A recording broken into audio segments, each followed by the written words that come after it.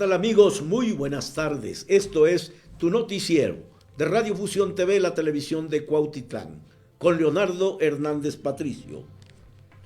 Corte frena la disolución de tribunal allá en el estado de Oaxaca.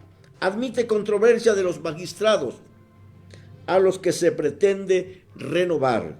Suspende decreto por el que crea otro órgano.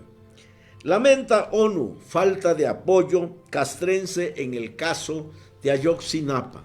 El presidente de la República, Andrés Manuel López Obrador, niega y dice que si hay alguna investigación y si va avanzada esta investigación es gracias a la Marina y al Ejército.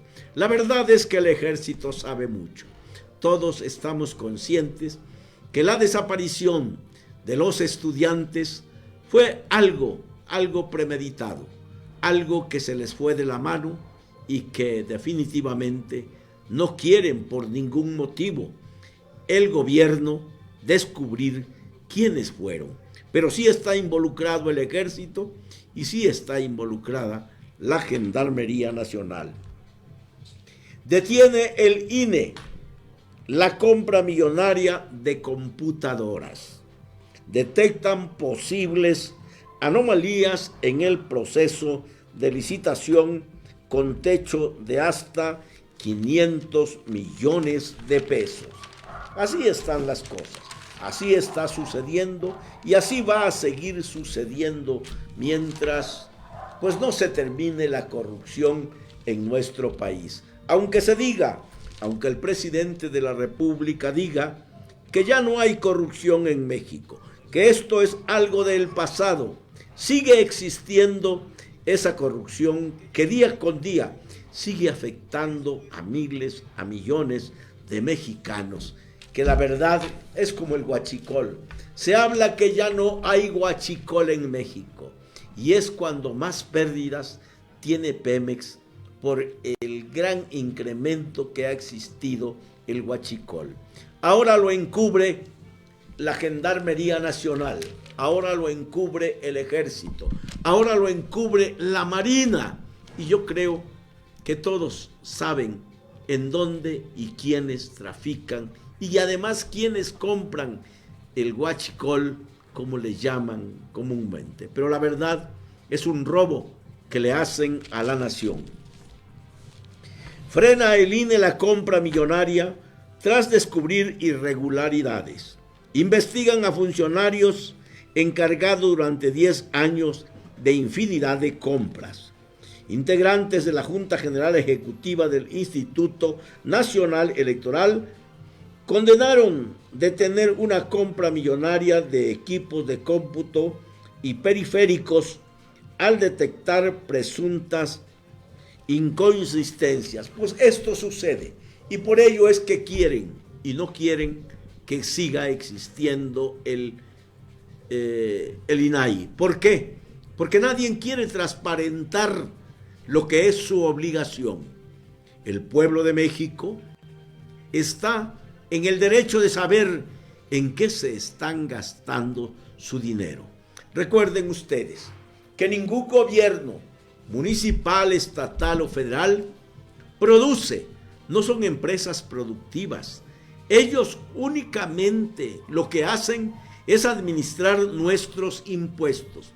Por ello es muy importante que cuando vayas a elegir, lo hagas con toda la conciencia, no por los programas sociales que hay, porque la verdad es que esos programas sociales son necesidades que todos y cada uno de los mexicanos tenemos, pero que se paga a través de los impuestos de quienes sí trabajan, de quienes sí pagamos impuestos día con día. No es un regalo del gobierno municipal, no es un regalo del gobierno del estado, no es un regalo del gobierno de la nación. Derroche el tope de gastos para aspirantes de Morena. Estamos viendo y ninguno dice, todos dicen que no hay campaña política, pero todos aquellos que de una u otra manera Conocemos el quehacer diario de los partidos políticos, de los hombres que aspiran a ser gobernantes en nuestro país. Vemos que en todo el país, a lo largo y a lo ancho, hay una campaña política, llámese de las corcholatas, llámese del proyecto Va por México. Todos andan en campaña y la verdad es que la gente ya no cree en los partidos políticos. Avala el Tribunal Electoral del Poder Judicial de la Federación las medidas cautelares contra Morena por actos de las corcholatas. Yo creo que todo mundo, les vuelvo a decir, y es la Sala Superior del Tribunal Electoral del Poder Judicial de la Federación, confirmó las medidas cautelares impuestas por el Instituto Nacional Electoral a Morena, a consecuencia de las características de las reuniones de los aspirantes a encabezar el Comité de Defensa de la Cuarta Transformación. Pero les vuelvo a decir, son todos, ya sea el proyecto Va por México o ya sea las mal llamadas corcholatas. Todos hablan de seguridad, todos hablan de democracia, todos hablan de programas sociales y desde el púlpito el presidente de la República lo sigue haciendo día con día, a pesar de que se le ha prohibido por la autoridad electoral hacer uso de esa tribuna de la nación que le cuesta mucho dinero al pueblo de México, el pago de las mañaneras. PRD y Acción Nacional presentan quejas contra el titular del Ejecutivo. PRI y PAN interpusieron ante el Instituto Nacional Electoral quejas contra el presidente Andrés Manuel López Obrador por las mañaneras, por las mentiras que se emiten día con día en ese programa donde se dice que se le informa a la nación. Y la verdad es un púlpito, es un lugar que sirve para denostar, para desacreditar a muchas personas. Y yo creo que hay que pararle, señor presidente. La violencia cada día en México, cada día hay más y más muertos de nuestros compañeros y hermanos periodistas. Y esto sucede debido a la forma en que el presidente de la República exhibe a los periodistas como los enemigos de México. Impulsa Sheinbaum.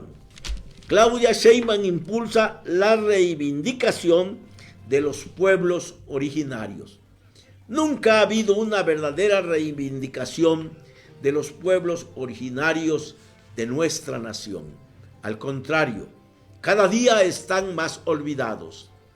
En este momento tenemos problemas de grano. Cuando éramos autosuficientes en maíz, y la verdad es que al campo nadie lo queda viendo. Poco les interesa el campo. Se habla mucho del campo, pero el campo mexicano está olvidado. Visitó Claudia una comunidad indígena en la que hace 10 años instaló la primera estufa de leña agroecológica. Y de ahí, pues no ha avanzado, no ha pasado. Soy la única corcholata que tiene claro cómo avanzar en seguridad, dice Marcelo Ebrard Casaubon. Y la verdad es que la inseguridad en México cada día es más difícil. La gente habla, los gobiernos, los noticieros, todos saben que el control político y el pago de piso están en todos los municipios de México. Y lo sabe el presidente municipal, y lo sabe el gobernador, y lo sabe el presidente de la República. Saben quiénes son los delincuentes, los conocen, pactan con ellos.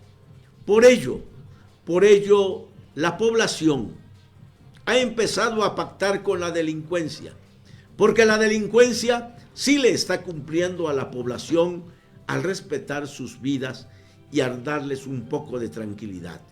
Cuestión que el gobierno, hasta este momento, ¿de qué sirve que tengamos al Ejército y a la Marina y a la Gendarmería Nacional en las calles de México? Si todo es abrazos, nada es balazos. La verdad es que solamente son testigos de los hechos violentos que día con día se siguen viviendo en nuestro país. El viento del sur seguirá soplando en el país, asegura mi paisano Adán Augusto López Hernández. Cada día Tabasco más miserable, y lo digo porque soy tabasqueño.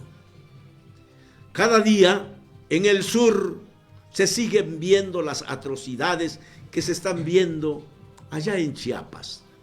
De un momento a otro, seguramente el ejército zapatista se volverá a levantar en armas, como ya lo hizo alguna vez. Las poblaciones siguen huyendo de sus lugares porque los están corriendo. Se están apoderando de sus tierras, ya sea el gobierno municipal, ya sea el gobierno estatal o el gobierno federal, porque la verdad cada día estamos peor. Encinas se cumplirá el compromiso de saber dónde están los 43. Es un discurso muy desgastado y lo prometió el presidente Andrés Manuel López Obrador.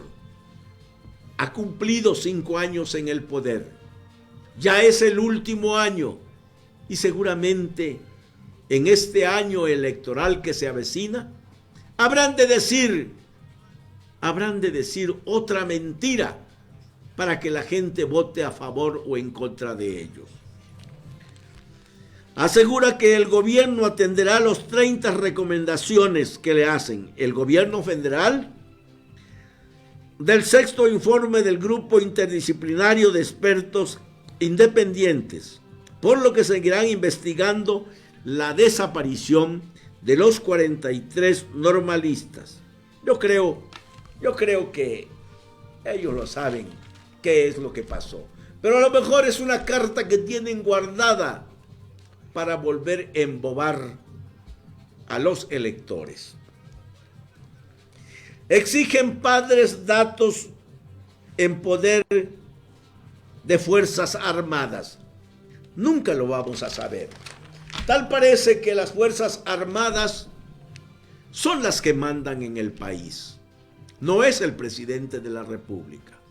Las Fuerzas Armadas han vuelto al presidente de la República, que es el comandante supremo, lo han disminuido cada día más y más. ¿Por qué? Porque el poder lo tienen los militares, el poder lo tienen los marinos, el poder lo tiene la Gendarmería Nacional, y por eso el presidente de la República sigue viendo en ellos el baluarte de la seguridad que México necesita.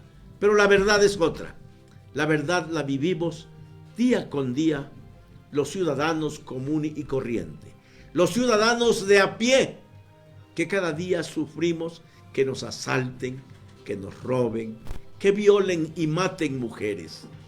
Y yo creo que todo esto hay que tenerlo muy en cuenta.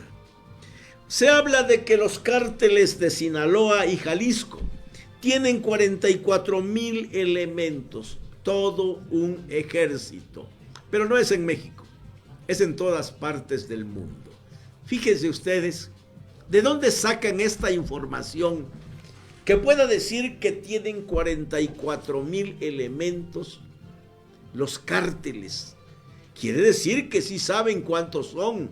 Quiere decir que sí conocen a quienes liderean a estos cárteles, que son intocables, que están protegidos por los gobiernos municipales, estatales y también por el gobierno de la República.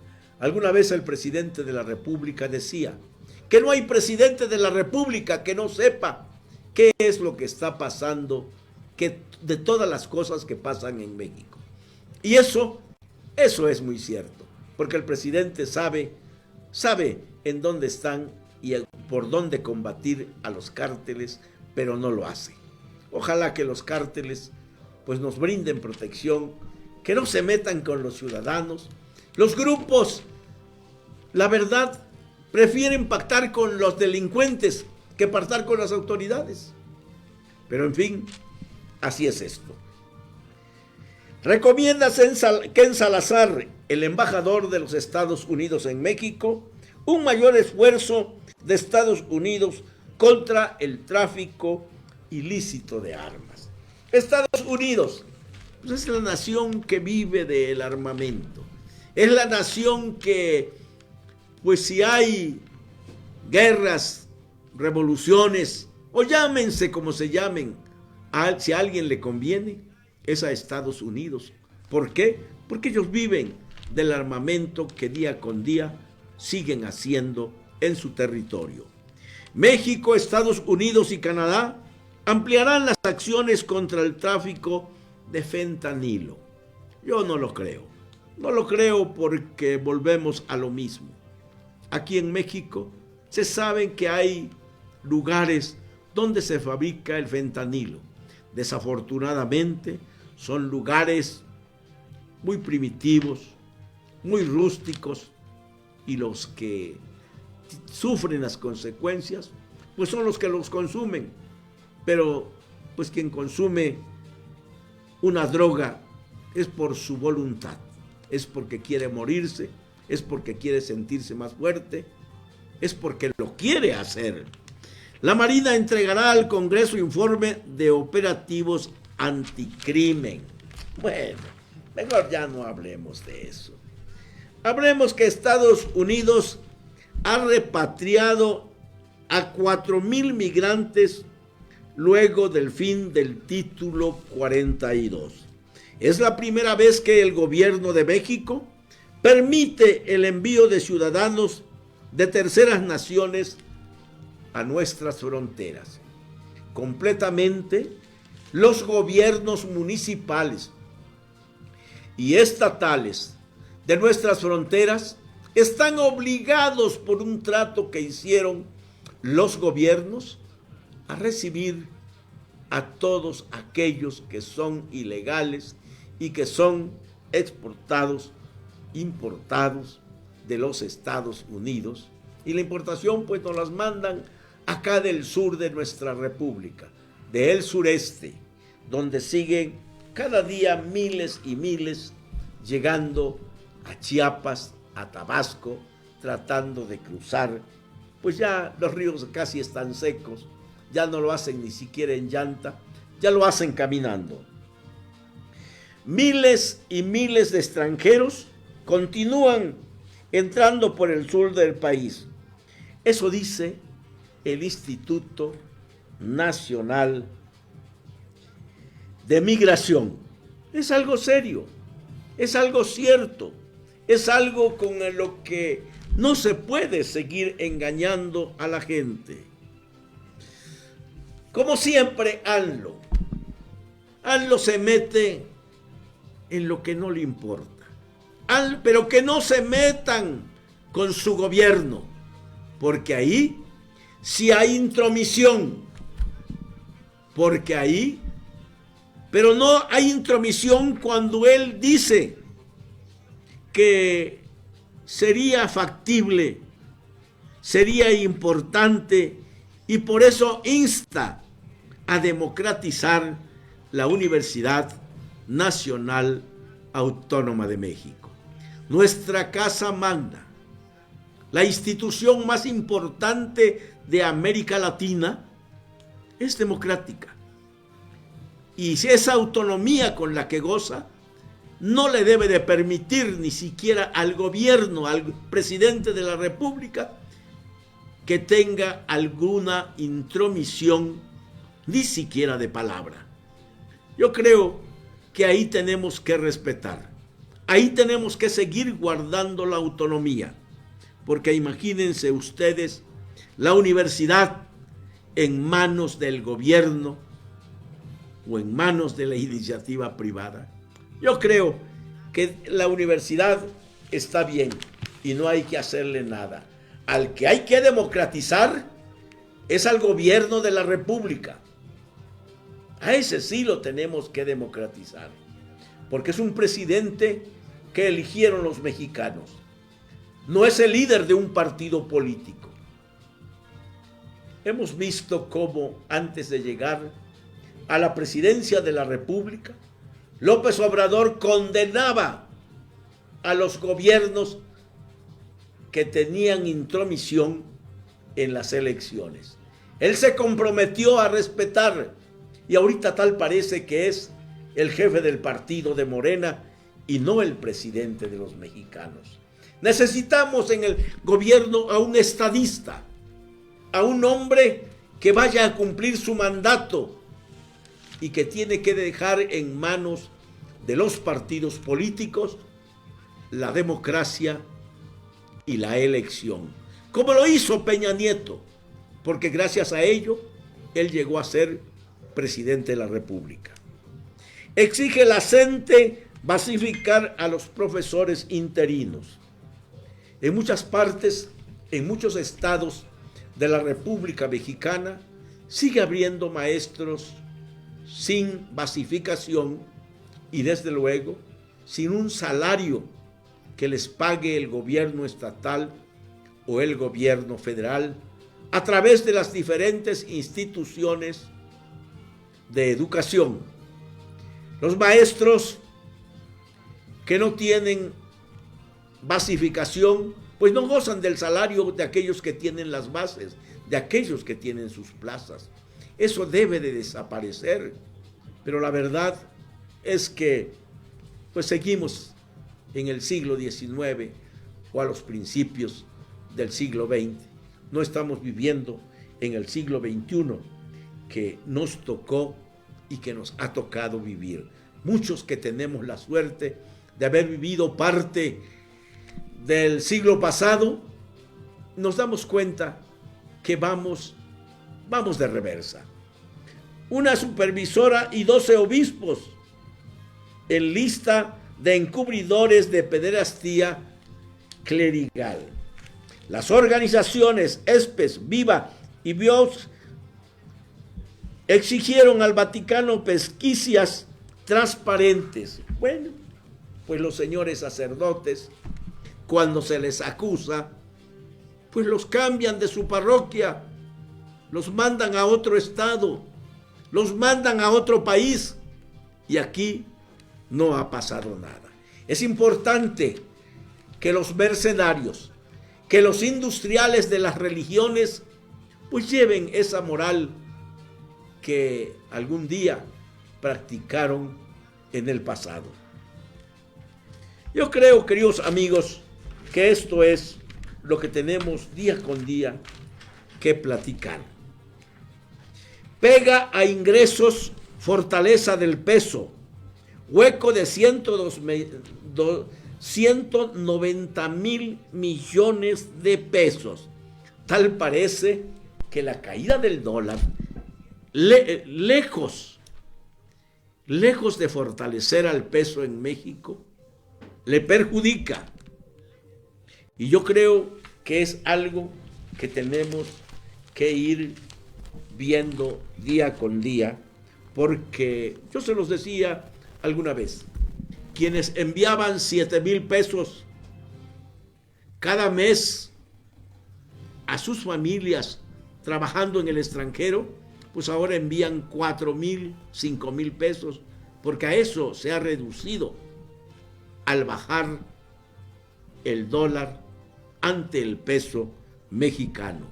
Lo que a unos perjudica, a otros los beneficia. Kenia López llama porro a Andrés Manuel López Obrador. Vamos a ver en este video algo de lo que yo le estoy pidiendo al presidente de los mexicanos, que se convierta en el estadista que le ha tocado ser y que no se convierta en el dirigente de un partido político. Vamos a ver este video. No es una campaña perversa, señor presidente. es una realidad. Si hay lesiones o violencia en contra de Xóchitl Gálvez, de Santiago Krill, de Francisco García Cabeza de Vaca o de cualquier integrante de la oposición, el responsable se llamará Andrés Manuel López Obrador. El primer mandatario de este país debería comportarse como un estadista, en lugar de comportarse como un porro, porque lo que hace todos los días desde Palacio Nacional es ocupar los recursos de los mexicanos para lastimar, para señalar a la oposición.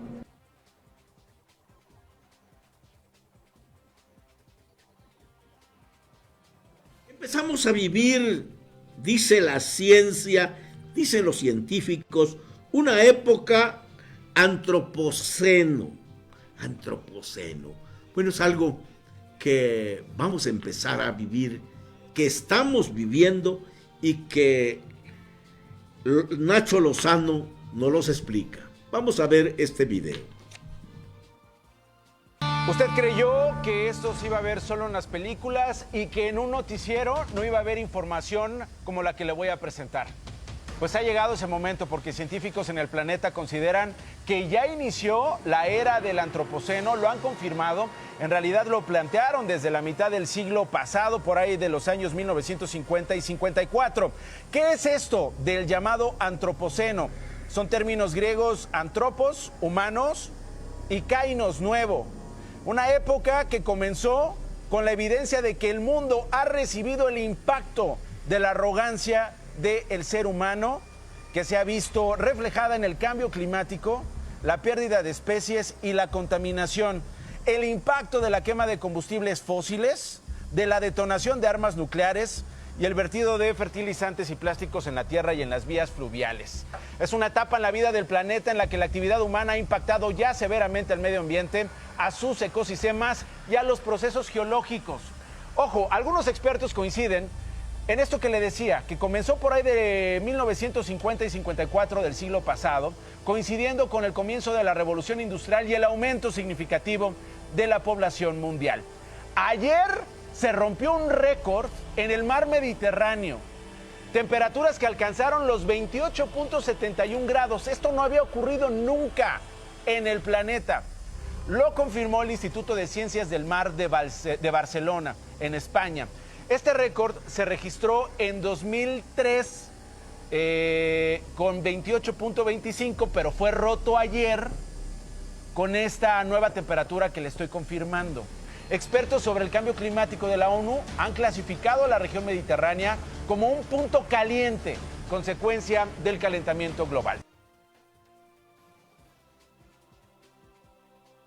¿Se acuerdan ustedes del atentado que sufrió Ciro Gómez Leiva? Vamos a escuchar qué opinión tiene ese extraordinario hombre que es Ricardo Rafael. ¿Recuerda usted el atentado contra Ciro Gómez Leiva? Que le pusieron una serie de tiros al parabrisas del coche que iba manejando un día que venía de vuelta de su noticiero. ¿Cómo va resolviéndose? Fatal, desde donde usted lo quiera ver, fatal. Dijo el presidente López Obrador en enero que era un asunto de Estado, que se iba a investigar con todo el peso de la autoridad. Pues si así se investiga lo que es asunto de Estado, ¿cómo se investigará lo que no lo es? Resulta que por un lado ya el juez que lleva la causa le dijo a la fiscalía: oye, ponte seria, termina de hacer las investigaciones, ya preséntame las pruebas, tienes allá 13 personas encerradas y sigue sin concluir la investigación. Y es que la fiscalía estaba pidiendo 2 meses más para presentar las pruebas sobre individuos que ya tiene detenidos. Pero no solamente fue el juez, también es la víctima. Ciro Gómez Leiva emitió una queja fuerte sobre el empantanamiento de la investigación. Se encontró con que había mentiras, fabricación de pruebas, en fin, desaseo de parte de la fiscal Ernestina Godoy. Y la pregunta vuelve a ser lo mismo. Si así trata Ernestina Godoy los asuntos de Estado, mandatados por el presidente, ¿cómo tratará los asuntos de la gente común cuando tienen que ser investigados? La verdad es contundente. En este país no se sabe investigar. Usted ve, supongo, una que otra película de estas o series de investigadores, y uno supondría que en México tenemos, no sé, policías al estilo CSI. No, no hay nada de eso. La policía de investigación no existe, y la que existe es un fracaso. Somos buenísimos, bueno, son buenísimos, para decir, este es culpable, se fabrican pruebas, con mucha testosterona, ¿no? El ejército va y agarra a alguien. Pero a la hora que hay que traducir esa acusación en pruebas que se le llevan al juez, para que el juez diga, muy bien, lo sentencio culpable, ese tramo siempre se nos olvida. Y claro, sucede para el caso Gómez Leiva, pero para todos los demás asuntos. Y luego ahí andamos pidiéndole a los jueces que resuelvan la tarea que no hizo la policía, los investigadores, los fiscales, en fin, nadie. Si ya queremos que este país tenga justicia de veras, no justicia fabricada, justicia de veras, habría que invertir en la investigación policial. Es decir, habilidades para los investigadores, técnicas, pues, forenses, para construir pruebas solventes. Que el caso Gómez Leiva no quede impune, pero sirva también para arrojar luz sobre todo lo que no funciona en nuestras fiscalías, y en este caso, en la de la capital. Ernestina Godoy debe una explicación sobre por qué esa investigación está empantanada a los ojos del juez y a los ojos de la víctima.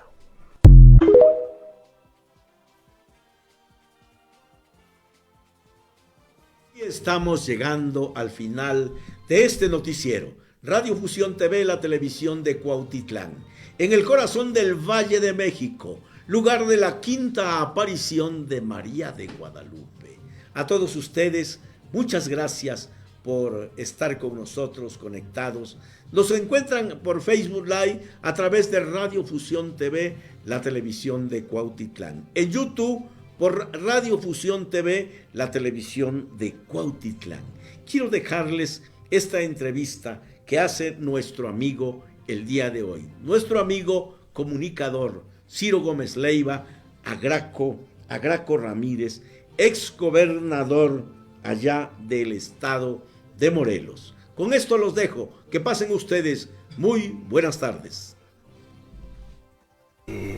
Decía, antes de ir a la pausa, que después de las declaraciones que hizo el presidente López Obrador ayer en la mañanera, le preguntaron sobre el gobernador de Morelos, Cuauhtémoc Blanco. El presidente López Obrador dijo que estaba haciendo un muy buen trabajo, y dijo muchísimo mejor que el del anterior gobernador, que el de Graco Ramírez. Y a partir de eso, tuve comunicación ayer con Graco Ramírez, y Graco dijo, quiero hablar sobre el tema.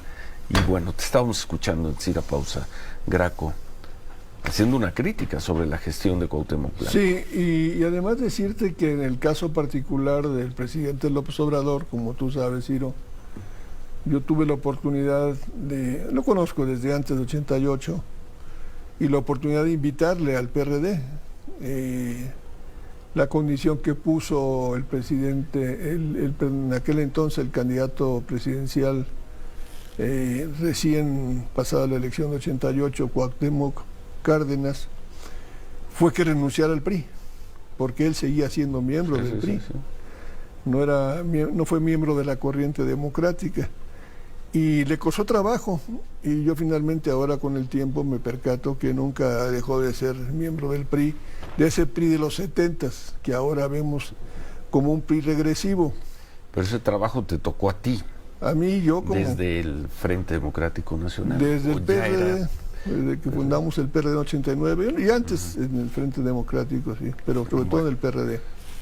La alianza con el doctor Nava, las alianzas políticas que hicimos con un conjunto de panistas y MC para lograr la transición política, la reforma de 96 cuando hicimos el IFE. El IFE Ciudadano. El IFE Ciudadano, ya sin la conducción del gobierno.